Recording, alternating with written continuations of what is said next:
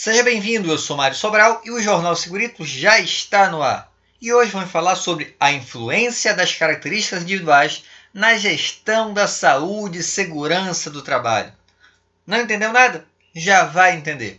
Quando a gente vai fazer uma avaliação na empresa, o que a gente pensa em relação aos riscos? A gente fica preocupado com os riscos internos, né? A gente não está muito preocupado se o trabalhador às vezes está exposto a uma situação externa. Mas além dessa exposição externa, ainda há características individuais que terão influência.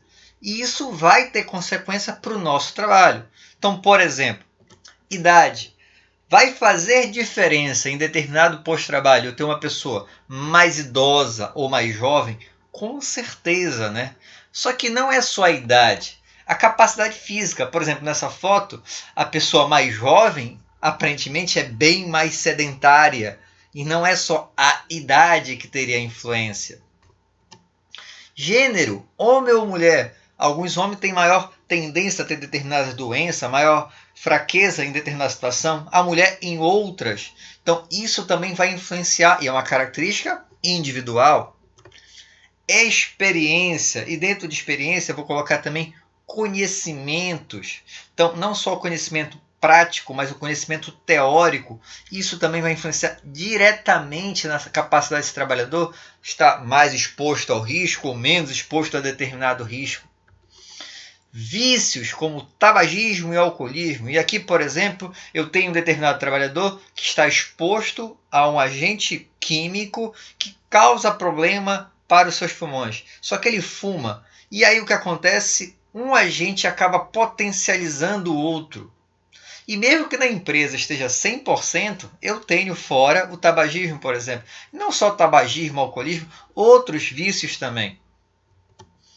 Problemas pessoais, familiares, financeiros, que é a questão psicológica, isso vai influenciar também diretamente na saúde desse trabalhador e trazer consequências na empresa. Ele pode sofrer até acidente, dependendo de como ele esteja, a situação dele psicológica. Personalidade.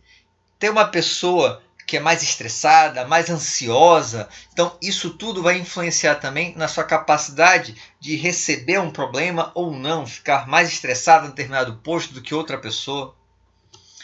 Trabalhos extras. Então, eu tenho o trabalhador que ele, por exemplo, trabalha no primeiro turno na minha empresa e no segundo turno ele trabalha em outra empresa e acaba tendo um desgaste dobrado e essa consequência é para ambas as empresas e, lógico, para o trabalhador. A alimentação inadequada. Quando o trabalhador se alimenta mal, ele tem uma saúde mais fraca, né? E essa consequência, essa saúde que vai ser mais limitada, ela também pode trazer problemas ocupacional. Ele está exposto a uma determinada situação que, se ele tivesse uma alimentação melhor, também ele talvez não tivesse tantas consequências. Desmotivação. E aí a empresa pode ser até boa, mas o trabalhador não gosta daquele tipo de atividade. Ele só está ali pelo dinheiro porque o objetivo dele é um outro tipo de carreira. E aí é bem complicado porque ele está desmotivado naquela função. Antropometria extrema, que tem muito a ver com ergonomia. Então, uma pessoa muito alta, por exemplo, ou muito baixa, ou que tem uma determinada deficiência, essas antropometrias diferentes vai fazer com que a empresa tenha que fazer adaptações e às vezes não é tão simples fazer uma adaptação do posto de trabalho. Predisposição. Determinado trabalhador que tem uma genética que vai dar uma predisposição a um tipo de doença, por exemplo, e ele está numa situação que vai estar exposto a um agente que pode gerar aquele tipo de doença. Poucas horas de sono, por exemplo, por um outro trabalho ou mesmo por insônia, e isso também tem uma consequência. Percebe que diversos fatores externos à empresa vão trazer problemas para dentro da sua empresa. Então eu tenho que fazer alguma forma dessa empresa ter canais de comunicação. O trabalhador precisa ter como informar para a empresa que ele está com problema. A empresa também tem que ter algum canal para chegar nesse trabalhador.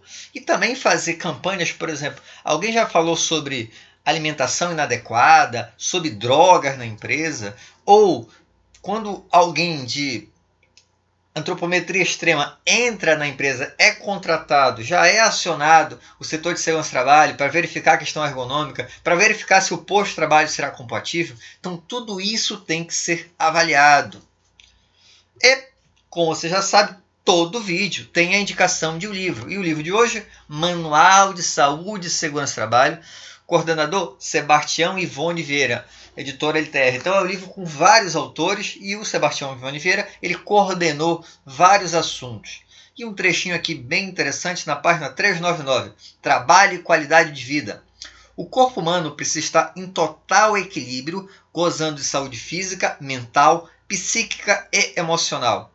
Para promover a saúde e o bem-estar, é preciso garantir atividade física em condições adequadas, uma alimentação qualitativa e quantitativamente adequada e sono reparador para alívio das tensões e cargas em que o indivíduo está normalmente sujeito na vida cotidiana. Percebe que é necessário um equilíbrio, não só dentro da empresa, mas fora também.